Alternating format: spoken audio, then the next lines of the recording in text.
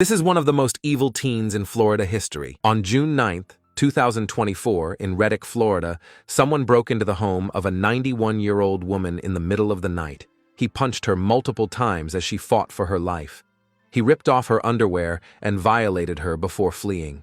She contacted 911, and she was taken to the hospital where police interviewed her. The innocent woman had bruises on her face and arms and was wearing a neck brace. She could not give details of the attacker's appearance since it was dark in the home. However, she told the authorities that a kid from the neighborhood had visited her the day before. She also mentioned he was a good boy, and that was the first time he stopped by in a while.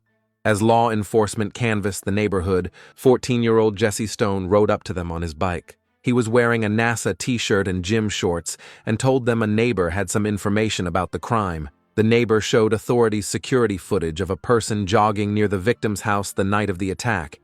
He was wearing a NASA t-shirt and gym shorts, just like Stone was wearing. They went to Stone's home, and with his grandmother's permission, they took a DNA sample. A few days later, his DNA was matched to the crime scene evidence, and police took him into custody at school. He confessed to entering the woman's home, watching adult material on her iPad, then entering her bedroom and violating her. Stone was charged as an adult with burglary and sexual battery, and on November 7, 2024, he pleaded guilty to both charges. At his sentencing hearing in February 2025, his grandmother spoke of him having family issues and said Stone was sorry for what he had done. That he feels for what he's done. I hear it in his voice, it's in the conversations, it's like he feels really bad. He's asked me over and over, how's Miss Edith, how's she doing, is she okay? He really, even now, he worries about her. His lawyer spoke before sentencing, putting some blame on his childhood and an addiction to adult media. He had a relatively difficult childhood. He had no father figure in his life whatsoever. He, lost contact with his sister, I believe shortly before this happened. He very minimal contact with his mother, and he was essentially raised by his paternal grandmother. He appears to be somewhat get addicted to things of that nature on the internet. I'm sure that didn't help this situation. The lawyer was also hoping the judge would sentence the teen as a juvenile or youthful offender rather than throwing him in prison for decades. He felt that a maximum of 135 months would be an appropriate punishment.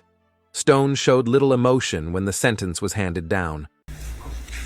I do not think juvenile sanctions or youthful offender sanctions are appropriate under these circumstances. His actions are egregious, and the victim in this case is lucky to be alive under these circumstances.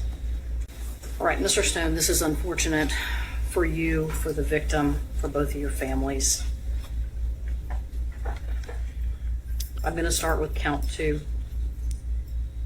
It's a burglary of a dwelling with a battery, which is punishable by up to life in prison.